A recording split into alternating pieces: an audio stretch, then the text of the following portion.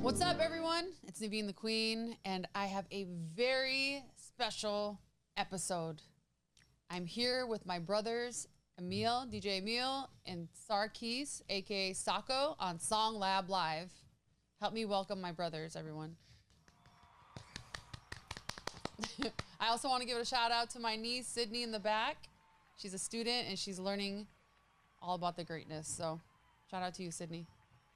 Okay, well, this is interesting. Yeah. Please don't get me in trouble or get me canceled. Okay. I want to start off with my brother, Emile, DJ Emile. Hello, hello, hello. He's the originator of the music scene here in Arizona. Some would say, some would argue, yeah. Yeah, well, you're also controversial and have pissed a lot of people off. If you're gonna start something in a warehouse and and breaking into warehouses, and doing something illegal, it's not gonna be something that's gonna be like your mom's gonna be jazzercising to anytime soon. You know what I mean? Like it's gonna be something controversial. So back when, I remember when I was in Chicago, and you were always my idol. Oh. And yeah, I used to come out. I used to come visit Emile and my family here in Arizona from Chicago. And I remember the music scene, and obviously Chicago was way different than the scene out here. And thankfully, and I'm grateful to you for this because you introduced me to the amazingness of this music industry. And Emile was one of the biggest, best turntablist. I don't even want to say DJ because he doesn't like press buttons. He's a turntablist creator. And I used to come to these insane raves that they used to throw it like in the desert. And I'd go back to Chicago and be like, yo, you guys, Arizona's so cool. Like the music scene out there is just so different. People are weird. They have like piercings in their face and like colored hair. And no one wanted to believe that there was really good music in Arizona. And there was. And Emile, tell them how you started. I mean, it's, I don't know how to explain. I mean, like people would say that Arizona, it's kind of like, it's weird. You go to any other city and if you try to talk smack about the city, people will get upset, but you can say that in Phoenix. Yeah, I know they shit on Phoenix. I mean, you can say that. You could go to a bus stop and go, fuck Phoenix. And someone goes, oh yeah, man, I hate it. It's hot here. And they'll say whatever. Right. And it's like being on an island, and you'll notice that like me, Z-Trip, Radar, Eddie Amador, Marcus Schultz. I mean, you could go down the list of all the DJs, top DJs in the world that are from here. Mark Farina's from here. Armand Van Helden was here at one point. And everybody comes here, but you got to be, and I noticed that myself, my own career, like the minute I moved to LA, it's like, as soon as you move from to another city, like if I put DJ Emile Phoenix, it's like, $150. If I put DJ Emile UK, $10,000. Right. It's like, cause you want to see someone from somewhere else, which never made any sense to me because like, I mean, to put it in perspective, like I don't need a third person to come out and tell me how to rock my scene or do, I know this scene, you build this scene, and then you have these people who are carpetbaggers who come in and that's kind of been the problem. I mean, whether it's, and I won't name names, but like Live Nation comes in and bought up all of these venues, which is great now. Shout out Live Nation. Hey, I work for Live Nation. I know, right. No, but it's true. But with Live Nation, they book, even in Arizona, they book a lot of out of state talent, but they don't book a lot of Arizona local talent. I mean, they are trying. They have booked some Arizona talent. They don't pay you guys a lot, but they will reach out to like for example, Samara Sin. They used to like reach out to us for her, to open up for some shows. It's not a lot of money. I mean, but they try. Well, that was what was great about when Z-Trip, myself, and Radar were creating something, the Bomb Shelter DJs, which would now be called an open format, which is funny because like back then it was like you either were a house DJ or a hip hop DJ or you played, a drum and bass, but we played everything. Now it's called open format, And at the time, we were being, you know, put in Rolling Stone magazine and all these magazines because people were like, oh, what's happening in Arizona? Like and what should have happened was we should have been exporting our DJs all over the world, which is what most cities do. Right. Like Chicago sends out Green Velvet. Look at Green Velvet. Yeah. He's always here. Cashmere. You look at all the Chicago house DJs. They play in Europe. They play even in Detroit. All the Detroit DJs played in Europe, and they would export their DJs all over the world. We need to do a better job of exporting our top DJs here. I tried. I mean, I tried with you guys. Back in the day, it's not over. I mean, we can, you know. I mean, it's not over. I mean, don't act like it's like a dead horse. I mean, like, we can still do that. You know, I mean, it's really weird for me because I've had these conversations with these kids, and it's so different now. Like, I remember when Z-Trip and I first started, and it was wild because DreamWorks had called, and they wanted to do a Tom Sawyer remix. Mm-hmm. And Z-Trip puts me on the phone. He's like, who they want to do like a rock, whatever. And I'm like, and I just played Tom Sawyer at this rave 2 weeks before. And I'm like, this is DreamWorks. This is big money. Let's shoot big. I'm like, Tom Sawyer. He's like, Rush? He goes, yeah. He goes, hold on. How about Tom Sawyer, Rush? Like, we'll call you right back. Okay, we got the go ahead for it, and they're like, so how much do you think that you would charge for something like that? And Zach's like, I don't know, like, and he's like, how much? And at the time we're like $1,500, like, I don't know. And we call him and go, how about 15? They go, all we got in the budget is 10, and we're like 10 hundreds, 10,000. Oh, they wanted to give us 10,000. Like, you know, like, and then we weren't thinking like we're like, I remember like 10 hundreds. What's 10 hundreds? So like, and you know, getting back to that, it's like these young kids nowadays don't understand. Like now, back then you would charge like 1,500 or 5,000 for a remix, and then you would get very little money to DJ. Now you give away your money, your music for free, and you charge $5,000 a DJ, and then it was about making music or whatever. Now a 15-second TikTok clip can get you. So how do you feel about that though? Because a lot of people have, differing, views on that. Because when we talk about DJs back in the day, we always considered you turntablist because you were actually, creating beats on the spot. Like I'm going to be honest with you. So I've got a gig coming up where I'm going to play vinyl only. And when you play vinyl, you may as well be performing sorcery. They literally like you're a wizard. They're like, like in the old days where the guy would like spin the plates, like 10 plates at a time. Yeah. And people were like, yeah, like juggling. And the young kids would just watch you and just go, I don't know how that's being done. And I even see these DJs on YouTube. They're like, I'm a real DJ, and they've got 4 CDJs up. What does that mean for the viewers? Like, what does that 4 CDJs mean? Again, I don't have anything against sync, but you don't need to have 4 CD, and having 4 CDJs up is not, you're like, oh, I got 4 decks. You don't need 4 decks. You can like literally, I mean, whether Sacco used to work in a kitchen, and he says something very poignant. Like, he used to work at a restaurant, and he said, it doesn't matter how you prepared the vegetables, whether you steamed them, microwaved them. If the end result is they like the food, what do you care? If you mixed it, if you synced it, CD'd it, as long as people like what they hear, it doesn't matter. Do you know what I'm saying? Do you feel that, because this is my other brother, Sarkees. So we've been bringing Sacco with us to these raves since he was like 11, 12 years old. We used to bring tents, and like when he'd get sleepy, he'd just go sleep in the tent while we were at these raves. So he grew up in the music industry and has like a huge understanding of like what good music is. And he's been involved heavily, like throwing shows, like you've worked with us and booked DJs and like all of the things. And like, how do you feel about music today compared to like the 90s, 2000s when Emile first started?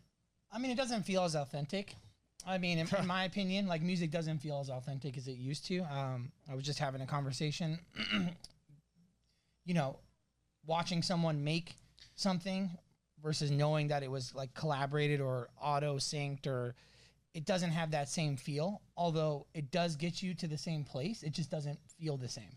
So it gets you, you enjoy it, you enjoy the music, but I know because I've been in the scene, I've watched people make music and seeing him with 4 turntables and records, and then seeing someone up there auto syncing, they might as well not even be up there.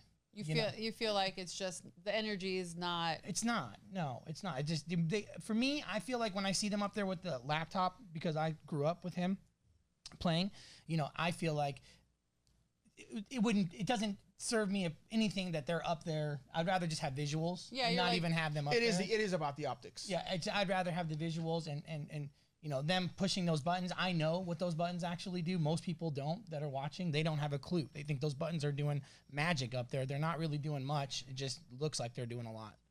Right. So it's like, what for somebody that's like, it takes us back to like people that like really appreciate live instruments, you know, on albums, or like, you know, going to, like, if we're going to go pay $100 for a show, like, we want a show, right? We want live instruments. We want drums. We want it all. We want the actual performance. And I feel like that's how we grew up with, like, turntables. It wasn't just like somebody had a record and they're just pushing a button. It's like we came for the show. Like, Emile was with 2 other DJs, Z-Trip and Radar, and they were the Bomb Shelter DJs. So it was a fucking DJ crew and a dope ass performance. One was creating beats on set, like the other one was like scratching, the other one was like emceeing. It was improvisational. I mean, it would allow you would allow. Look, here's the thing about like what I do. Like, it's like Led Zeppelin. It's not always gonna be amazing. Right.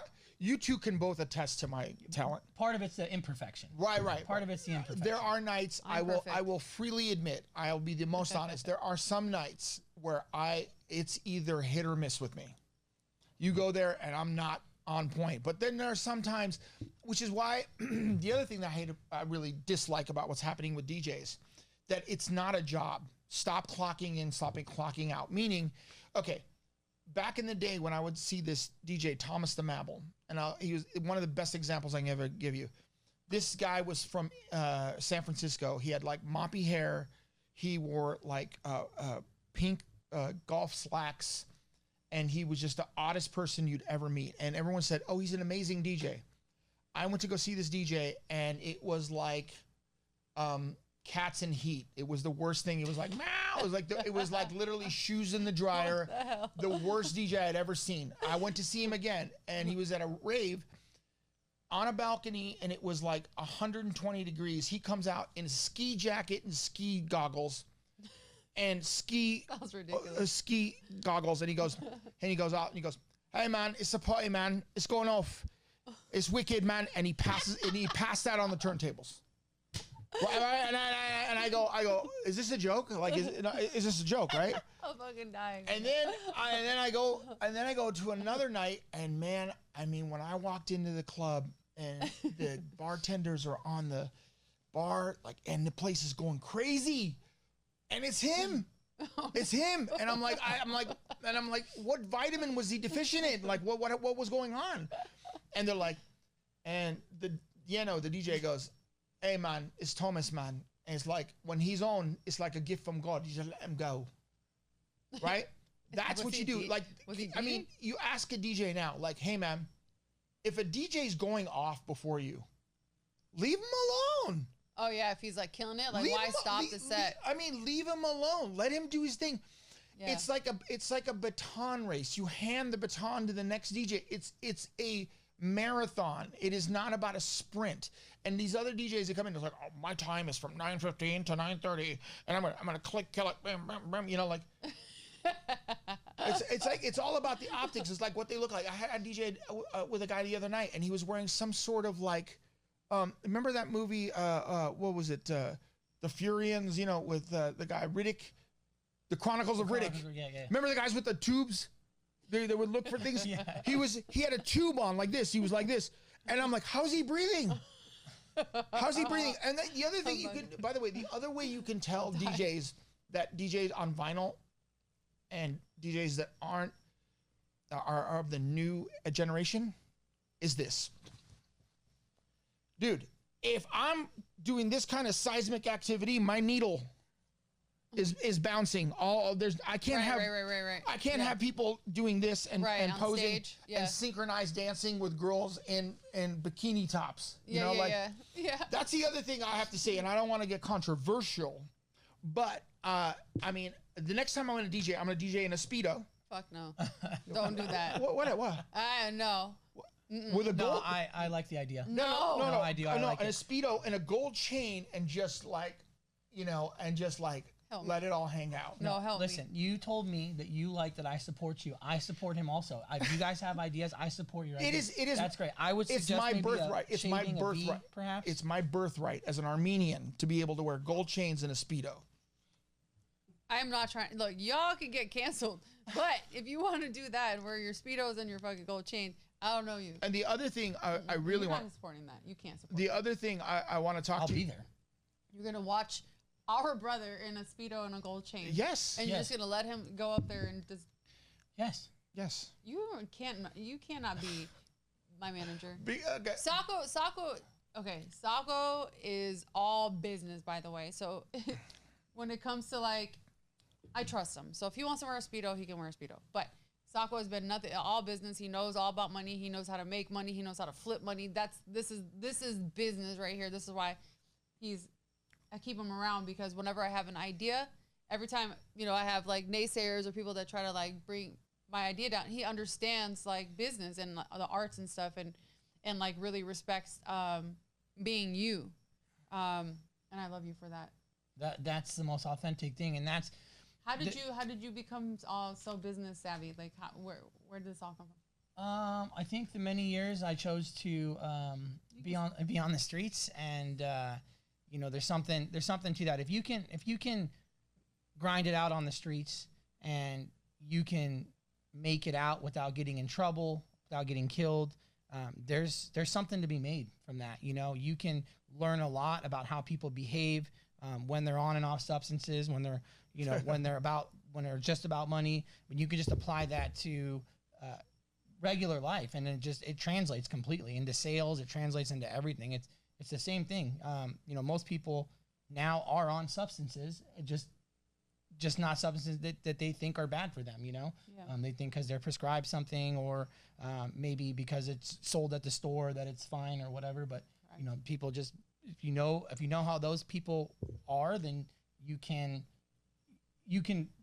use what you know about that industry and then apply it to other industries like music, like sales and other things like that. Well, let me ask you this. Let me say this. I'd rather they be on substances than this thing.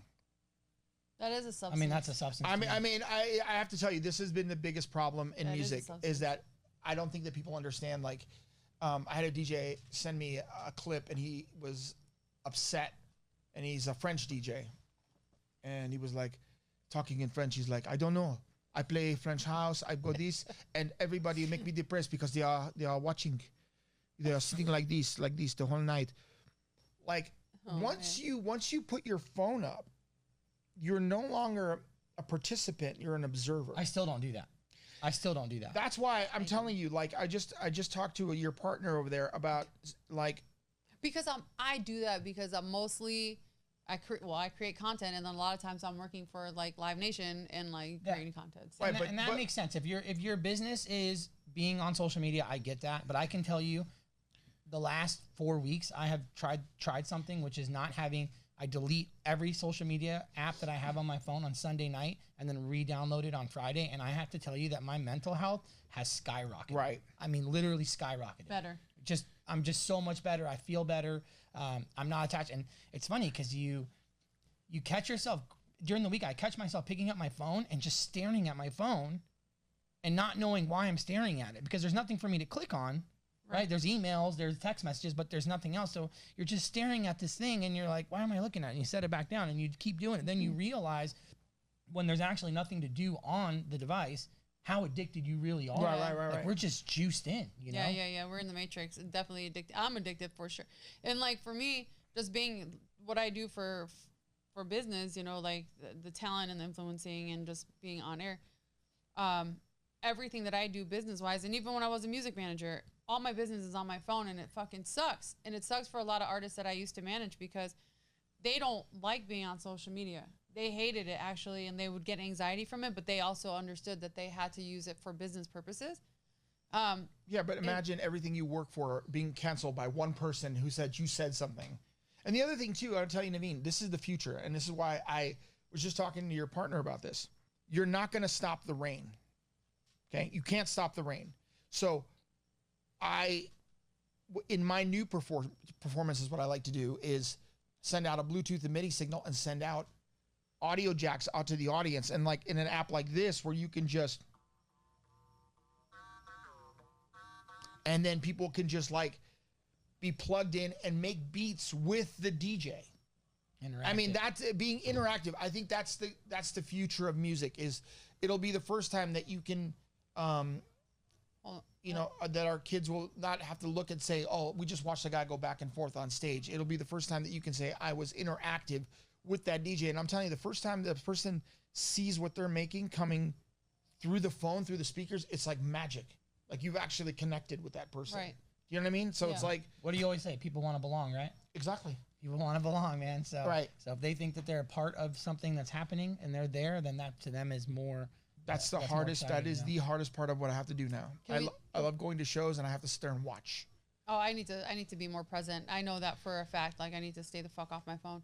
I want to talk a little bit about like our upbringing and how we all got involved in music, and like I try to tell people a little bit about our family and how, you know, your dad used to play all the instruments. My mom was a belly dancer, and like Baba, which is our uncle, used to play, you know, instruments, and he would sing, and we were very like a very musical family.